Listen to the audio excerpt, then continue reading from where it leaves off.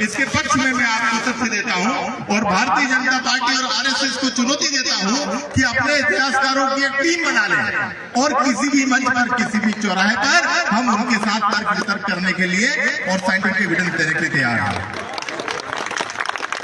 महिष्मती की जो स्थापना थी राजा महिष्मंत ने की थी, जो सहस्त्रबाहु के 5 पीढ़ी ऊपर थे। जो महिष्मती थी, उनके जो राजा सहस्त्रबाहु थे, उनके सेनापति थे वितिहोत्र अवंतिका के राजा थे।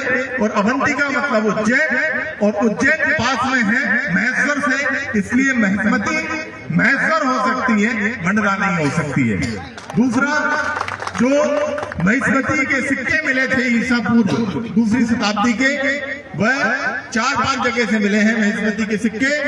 एक बड़वानी से ताम्रपत्र मिला है, धार के पास बाघ की जो गुफाएं हैं वहां से जो महिष्मती के राजा थे सुबंधु, जो 417 एडी में वहां पर महिष्मती के राजा थे, उनके सिक्के धार के पास बाघ की गुफाओं से मिले हैं।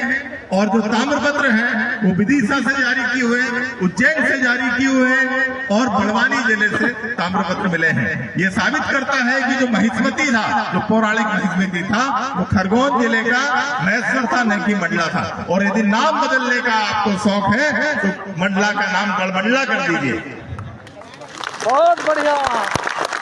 मंडला का नाम आप गढ़मंडला कर दीजिए, कबीरधाम का नाम आप कबरदा कर दीजिए। जिस तरीके से गोंडवाना की विरासत को उजाड़ने की ये सरकार कोशिश कर रही है, हर वंश का, हर जाति का अपना गौरव होता है, तो गढ़मंडला गोंडों से इसका गौरव है, राजगोंडों से इसका इतिहास है। तो इसको इसी के साथ रहा जाए। जहां तक महिष्मती का प्रश्न है, हे वंशों की वो राजधानी थी, महेश्वर में वो है। और ऐतिहासिक रूप से सारे इतिहासकारों ने इस बात पर सहमत है कि जो मंधाता है वहीं जो महेश्वर है, वहीं सहस्त्रधारा भी है। और मैं मेरे समाज के भी बंधुओं से आवेदन करता हूं कि मैं आपको आमंत्रित करता हूं कि आप आइए, महेश्वर आके देखिए, हम आपको असली महिष्मती दिखाएंगे कहां है।